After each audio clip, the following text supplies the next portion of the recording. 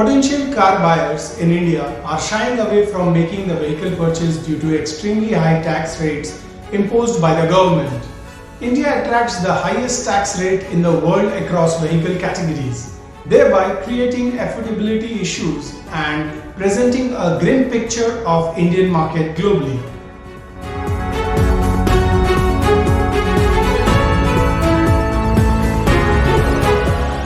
The taxes on car in India are the highest in the world, due to which aspiring car buyers are unable to buy their favorite set of wheels. According to leading Indian car makers, no other country has such high tax imposed on its customers, and this not only reduces the vehicle sales but also presents a negative picture of the country in the global scenario, where auto giants would think twice before entering the Indian market. Passenger vehicles currently fall under the highest GST slab of 28%, with CSS ranging from 1% on those less than 4 meters in length, with petrol engine to 22% on big SUVs longer than 4 meters. As per reports, if the contribution of the manufacturing sector to the country's GDP is to reach 25% by 2025, then car sales need to grow faster. It will be important to note that even before 2019-20 and the current pandemic, tax on car in India was much higher than in any other car making country in the world.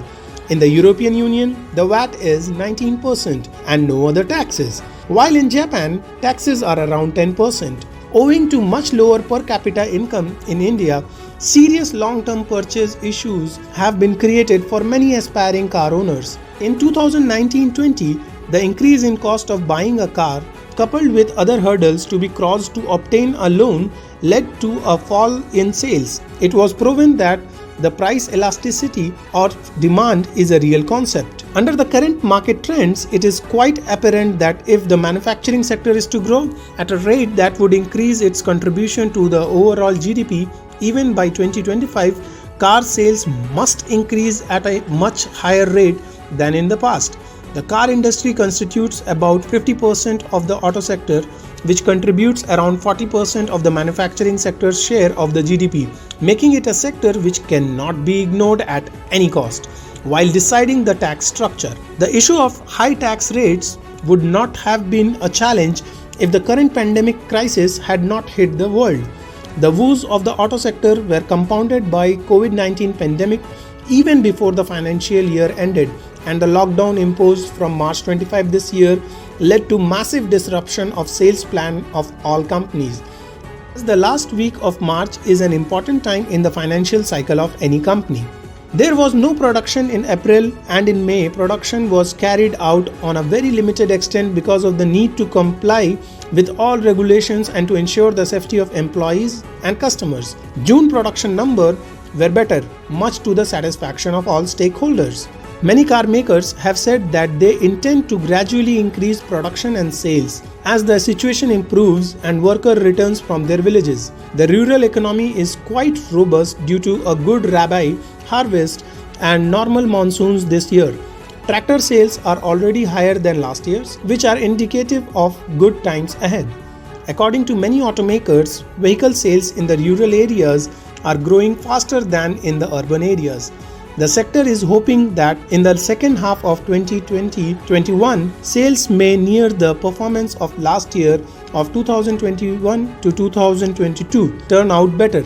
This is likely to happen if the central and the state government recognizes the importance of supporting faster growth of the car industry as an important means of the economic's revival and employment generation opportunities. Auto companies today are making diligent effort to electrify their powertrain and are increasing focus on producing smart hybrid and electric vehicles.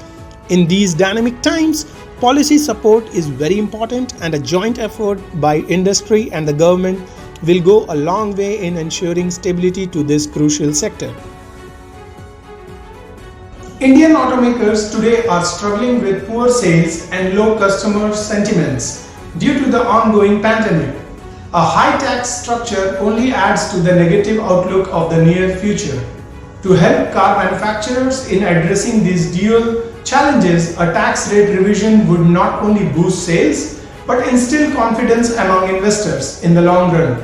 What, according to you, should be the tax slab under which cars are slotted?